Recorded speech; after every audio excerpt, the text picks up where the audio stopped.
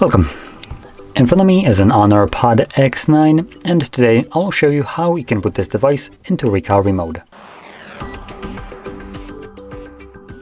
So to get started, hold your power button and select power off once it shows up.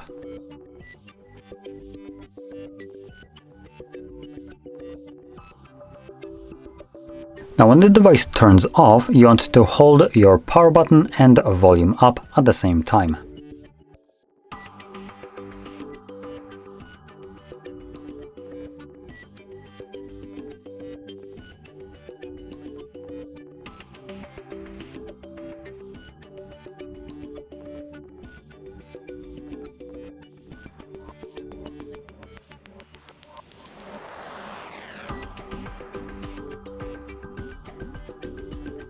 Now, as you can see, this is how you boot into the recovery mode.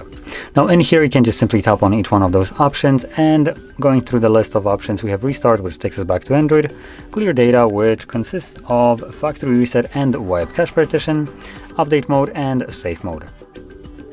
So anyway, I'm gonna select restart just so I can get back to Android.